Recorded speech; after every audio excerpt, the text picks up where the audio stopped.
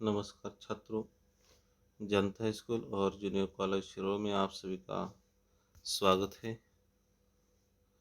आज कक्षा 5वीं जो हमारा हिंदी विषय है, उससे व्याकरण के हिस्से में से आज हम शब्द, वाक्य और पद किसे कहा जाता है ये देखेंगे।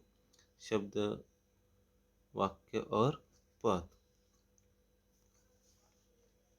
शब्द का मतलब एक या एक से अधिक जो वर्ण से बनी हुई स्वतंत्र सार्थक इकाई ही शब्द कहलाते हैं।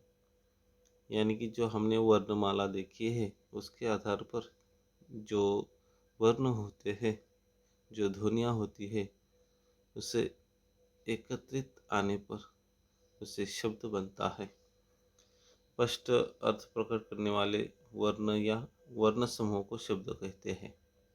जैसे एक वर्ण से निर्मित शब्द न यानी नहीं, व से और, अनेक वर्णों से निर्मित शब्द कुत्ता, शेर, कमल, नयन, प्रसाद, सर्वव्यापी, परमात्मा आदि।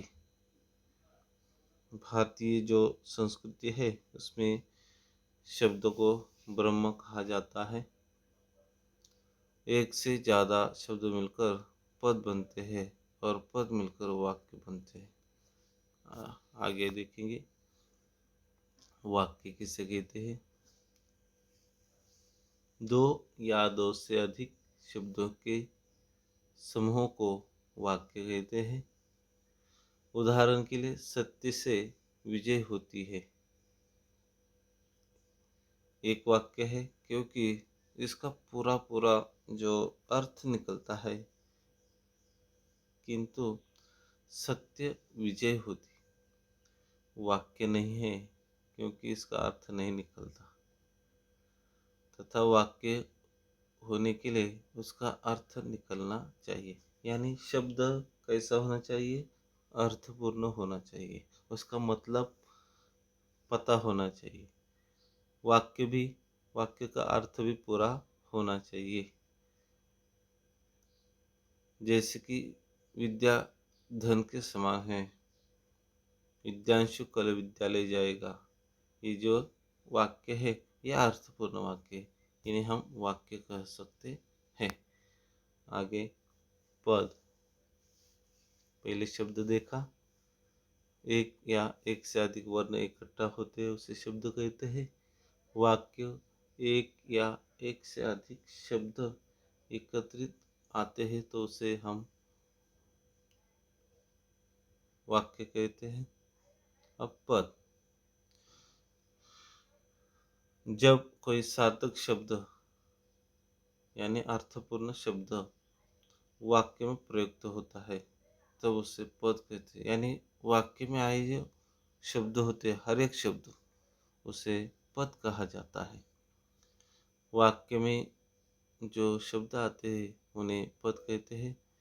व्याकरण के नियम के अनुसार विभक्ति, वचन, लिंग, काल आदि जो योग्यता रखने वाला शब्द होता है, उसे पद कहते हैं।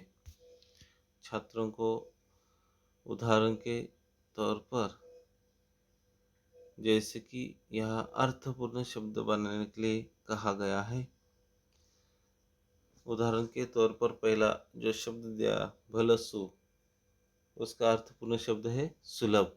यानी इन शब्दों को उचित स्थान पर रखकर आपको ये शब्द बनाकर लिखना है। दूसरा रतिभा यानी भारती। वितीन, वितीन, इसका आपको अर्थपूर्ण शब्द बनाना है। रिकाशी का भी अर्थ, रसुज का भी अर्थपूर्ण शब्द बनाना है। उदाहरण के आधार पर जो पहला शब्द दिया है, वो उसी तरह अन्य जो शब्द दिए हैं उनका आपका अर्थपूर्ण शब्द बनाने हैं।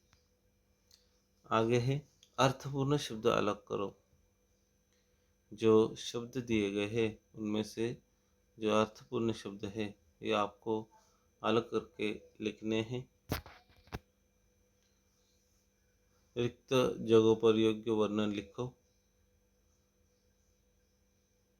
ऊपर कौंस में कुछ वर्ण दिए हैं, उन वर्णों को नीचे हुए दिए गए शब्दों में रखकर अर्थपूर्ण शब्द लिखना है। शब्दों का सही क्रम लगाकर अर्थपूर्ण वाक्य लिखो।